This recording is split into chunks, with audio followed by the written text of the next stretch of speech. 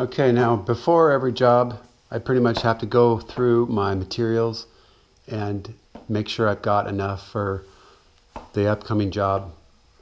And it's one thing I hate most.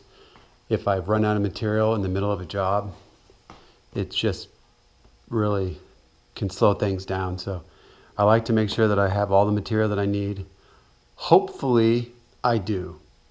And I was completely out of big lumber. So I need to get some solid poplar in this case. It's paint grade. And that's my preference, to use poplar. Sometimes maple, but generally I use poplar. And I was completely out of long pieces. So these are 12s, and these are going to go up there no problem. So this was about 150 feet, board feet of poplar here. So I'm going to go ahead and put this up. I've got the racks ready to go, and I'll put this on the lower rack just to make it easy to get to. Pieces on the bottom, but this guy looks like it could benefit from being under some weight for a little bit, so I'm going to go ahead and put this first. Try to center that up, and then I'll put this one next to it.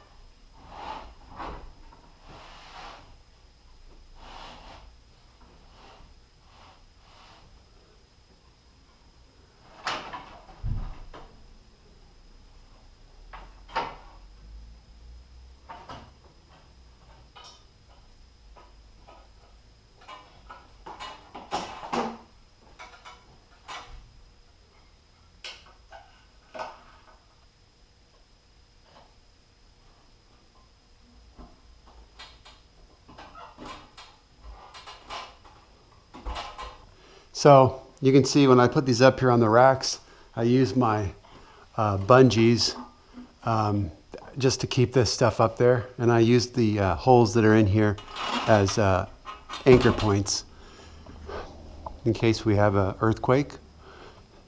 That really will help out. So, but this does a pretty good job. So that's 150 board feet. And I mean, clearly, that is nothing for these racks.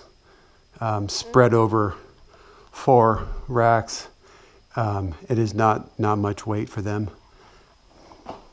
But these are 18.5-inch standards, bolted everywhere there's possibility for them to be bolted, and very nice, heavy duty.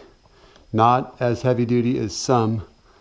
I used to have the cast iron ones. Those things were monsters, but I use these instead because there's so much more available. I can get these anytime. I can go to the local box store and pick them up. But yeah, but this type of rack system works really well for lumber. And what's nice about it is that I can stack up different kinds of lumber. So as you can see, I've got some cherry and some mahogany up there, and walnut, and those are great, separated from my everyday maple or a poplar. Generally, I have poplar, and then if I use maple, it'll be on that middle rack. So it works great for my space. And that amount of lumber is, I don't need any more lumber than that. I have that storage rack too. I have lots of storage racks if I need more, but generally that works pretty well. So put it up there, bring it down, and I can bring it right to the workbench to lay out stuff, or if I need to, I can just take it right to the miter saw and temporarily get things shorter while I get things sized up. It's nicer to work with shorter pieces. So, but yeah, so this rack is up above everything else, and I know that some people like to store things vertically, but that's a really nice thing if you have short boards. But when you're getting 12s, 13s, 14s, you're not going to store those vertically. Pretty rarely, right? Are you going to have spaces that tall? So 10'6" is what this shop space is, and frankly, I think this is a pretty tall space from what I've seen in my experience for garage shops. Normally they top out at like 8-9 feet max. So it's pretty cool. I feel pretty lucky to have this tall space, and utilizing this space horizontally to me works good because I don't have to take up a lot of space at the ground level, because when you store things vertically, you got to take up space at the ground level. And whenever you do that, you have to intersect work pieces flowing. So like if you have, boards coming off your jointer or boards coming off the miter saw station, all that stuff's going to be interrupted by vertical storage. So to me, anytime you can have horizontal storage like this up on racks, if you can, I think it's way more valuable than having things stored vertically. I mean, look at this. It's like you can see all this stuff up here. It's, these are 16-foot long pieces of molding, and it's just great because they're out of the way. I have some storage of some drawer boxes up there. Horizontal storage to me is the best.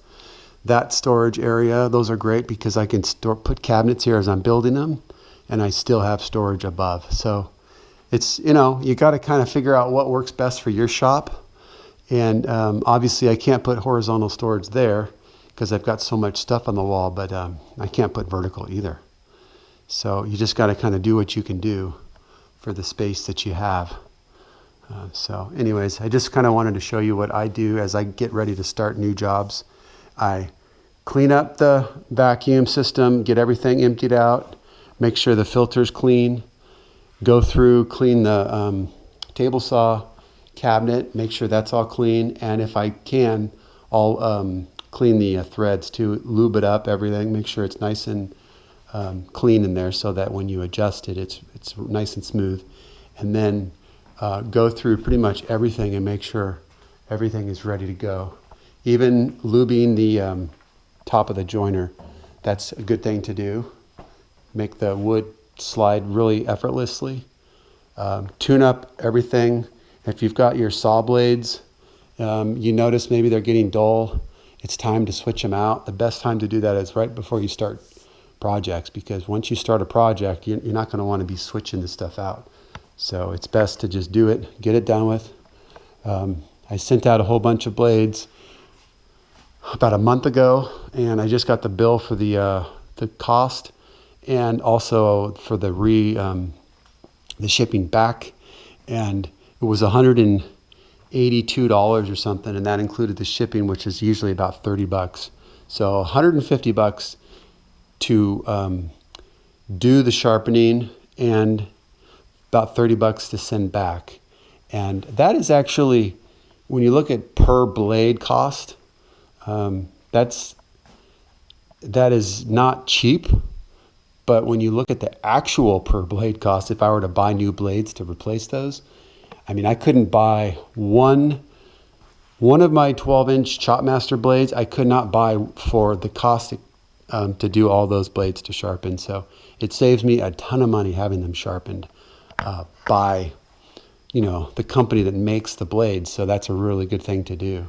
Going to need them. However, my ripping blade that I use for a lot of jobs, the thin kerf ripping blade, that I don't have, so I'm going to be using my forest ripping blade. It's not a thin kerf, and this is a 20 tooth. So this is a forest, this is a Woodworker 2. It's a full kerf, and it's got a raker on it, so it's an alternate top bevel, but it has a raker as well. And that particular blade is nasty. It's very, very good, but it's not thin kerf. I love the thin kerf ripping blade, and I love the fact that it eats up less material. I'm always coming to that point where I need just about an 1/8 inch more. So if you use full kerf, believe it or not, it makes a difference when you're cutting face frame parts. It also takes, it cuts up less material, so it's less wood dust. So the wood dust, as it builds up, it's definitely less with the thin kerf blades. Make sure that your dust deputies are clean if you have those. This is something that you definitely want to do. But anyways, okay, that's it. I'm going to start.